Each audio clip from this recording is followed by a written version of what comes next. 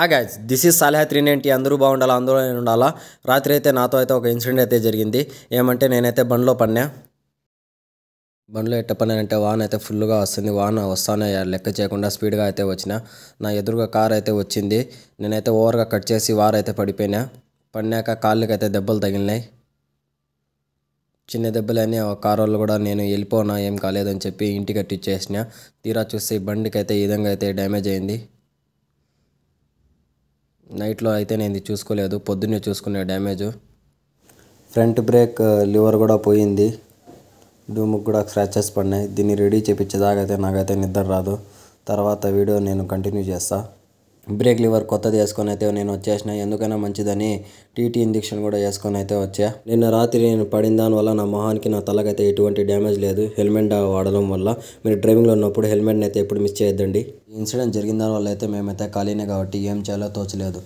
అయితే నాకైతే చిన్న ఇన్ఫర్మేషన్ అయితే వచ్చింది. కప్పలు అయితే నా పైన దండయాత్ర చేసానికి అయితే వచ్చేసినాయి. ఆ కప్పలు ఎందుకు వచ్చినాయంటే అవి కొన్ని రోజుల ముందు అయితే వాటి ఫ్రెండ్స్ని అయితే నేనైతే మా ఇంట్లో నుంచి గెంటేసిన. అందుకు వాటి ఫ్రెండ్స్ని గెంటేసిన వీడియో అయితే కింద లింక్లో అయితే ఉంది, క్లిక్ చేసి చూసేయండి. ఏమో వచ్చినాయి, సెటిల్మెంట్ చేద్దామని వస్తే అవి ఎక్కడంటే అక్కడ దాక్కునేసినాయి.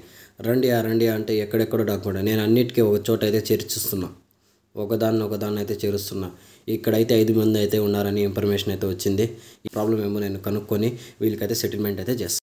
వీనికి సెటిల్మెంట్ చేసుకున్నామంటా అంటే లేదు, యుద్ధం చేయాల్సిందే తప్పదు అన్నాడు. మమ్మల్ని పట్టుకున్నంత మాత్రమా యుద్ధం ఆగేదే లేదని నా పైన వీడైతే అటాక్ చేస్తూనే ఉన్నాడు. వీళ్ళు బ్యాచ్ అందరిని అయితే నేనైతే పట్టుకొని బకెట్లు అయితే వేసేస్తున్నా.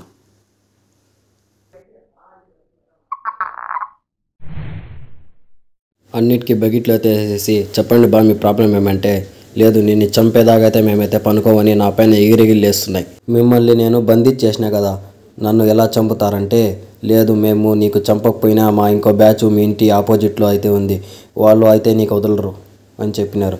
అందుకని నేనైతే వాటి కోసం అయితే వెళ్తున్నా. ఈ కప్పనాయలు అయితే పెద్ద పెద్ద ప్లానింగ్లు అయితే వేస్తున్నారు నా పైన. వీటినైతే వదలకూడదు, అన్నిటిని పట్టుకొని పోయి దూరంగా అయితే వేసేయాలా. చూడండి ఈ కప్పనాయాలన్నీ నన్ను వదిలినట్టు లేరు. ఎంతమంది బ్యాచ్ అయితే వచ్చేసినాయి. మా వాళ్ళంతా చూసి అయితే దీనికి షాక్ అయిపోయినారు, నా పైన అటాక్ వచ్చినారని. వీళ్ళ బ్యాచ్ని అంతే ఫైనల్గా అయితే పట్టేసినాం, ఈ బకెట్లో వేసేసినాం. ఒకడైతే నా పైన మళ్ళీ దూకేస్తా ఉన్నాడు. నన్ను వదిలినట్టు లేడు వీడు. వీడినైతే మళ్ళీ పట్టుకొని అయితే బకెట్లో వేసేసి తీసుకొని అయితే వెళ్ళిపోతున్నా. చూడండి వీళ్ళు ఎంత పెద్ద సైన్యం. వీళ్ళన్నిటిని అయితే నేను ప్యాక్ చేసుకొని అయితే దూరంగా అయితే తీసుకొని పోయి వేసేస్తా. బండి హుక్కు తగిలించుకొని వేసిన. బండి స్టార్ట్ చేసి అయితే తీసుకొని వెళ్ళిపోతా. దూరంగా అయితే తీసుకుని వెళ్ళాలని నిర్ణయించుకున్నాను నేనైతే. Let's go. ఈ కప్పల్ని వేసేసేదానికైతే సర్కాల్పేట చెరువు బెస్ట్ అనిపించింది. వాటిని అన్నిటిని అయితే దగ్గరికి అయితే తీసుకొని వచ్చేసిన. అన్ని కప్పల్ని బెగిట్ల నుంచి తీసేసి అయితే వేసేస్తాం. ఒక్కో దాన్ని ఒక్కో ఏటికైతే వేసేస్తా. నా పైన అటాక్ వస్తాయా ఇవి. వీడియో కోసం అయితే నేను ఈ విధంగా చెప్పడం జరిగింది. జీవహింస చేయకూడదు. ఆ కప్పలన్నింటిని అయితే వాటి మనాలను బట్టి జాగ్రత్తగా నేనైతే వదిలేస్తున్నా. మా ఈ వీడియో మీకు నచ్చినట్టయితే లైక్ చేయండి, షేర్ చేయండి, కామెంట్ చేయండి. సరే మళ్ళీ ఉంటా మరి. Take care.